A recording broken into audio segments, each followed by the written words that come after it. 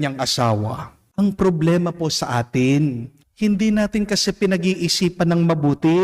Saan natin kinakabit ang ating puso?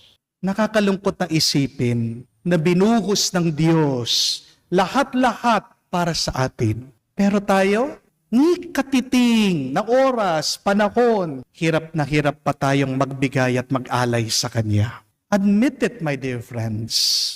Instead of making God our treasure, many times, we have made our treasures God. Aminin niyo po, yan ang kasalanan natin. Di po ba? Ginagawa nating Diyos ang ating mga kayamanan, imbis na gawin nating kayamanan ang ating Diyos.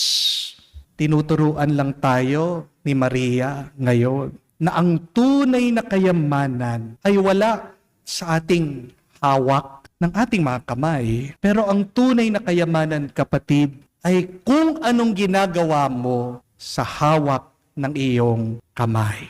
Remember that the true wealth is not what you have, but true wealth is what you do with what you have. Pwede kang magkaroon ng maraming pera, ng ari-arian, pero kung kuripot ka, kung makasarili ka, kapatid, sinasabi ko, mahirap ka talaga. Amen? Sino ang tunay na mayaman? The wealthiest people, remember this, are always the kindest, the most generous, and the most loving.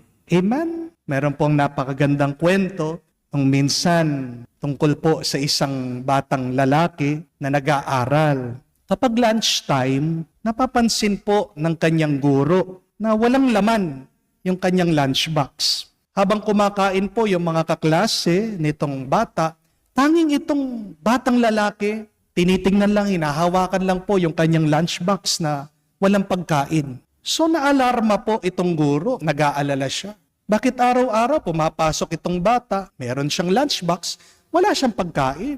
Kawawa naman, baka po manghina yung bata. Kaya ang ginawa po nitong guro ng teacher, tumawag po sa bahay. Sinabihan yung kanyang nanay. Sabi, binibigyan niyo po ba ng pagkain itong anak niyo? Bakit kapag nagla-lunch na, tanging siya na lang, nakatitig doon sa lunchbox niya, tinitignan lang yung kanyang baon. Nakakaawa naman po. Kaya ito pong nanay, misang umaga, di po niya pinagsabihan yung kanyang anak. Hindi niya tinanong. Pinakulit niya, niligyan po ng pagkain, yung lunchbox, binigay po doon sa bata. At nung pumasok na yung kanyang anak, alam yung ginawa ng nanay? Binuntutan niya. Sinundan niya yung anak niya. Tinignan niya ano ba yung ginagawa ng anak niya. Nung bago po makapasok sa eskwela, yung bata, nakita po ng nanay, huminto po sa isang park yung bata. Umupo po dun sa bench.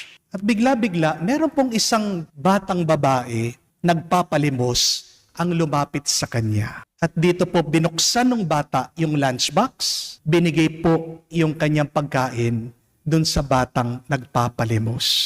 Yun po pala yung dahilan. Bakit sa tuwing kumakain na po sa eskwela, wala pong baon yung bata? Kasi binibigay niya, pinantutulong pala niya dun sa batang nagpapalimos.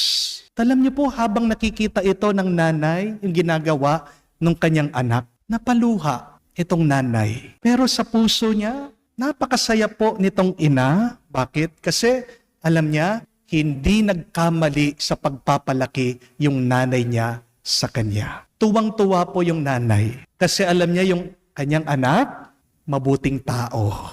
Amen? Remember this, my dear friends, that nothing could make you happier than making others feel happy. Ulitin ko po yun. Nothing could make you happier than making others feel happy. Kung gusto mong maging masaya, magpasaya ka ng iba. Hindi ka magiging masaya, kapatid, kung puro ka lang pagsasamsam, pag-iipon, pagkuha, pagtatago ng kayamanan. Do you want to be happy? Of course. Then, make others happy. If you want to be truly happy, also make God happy.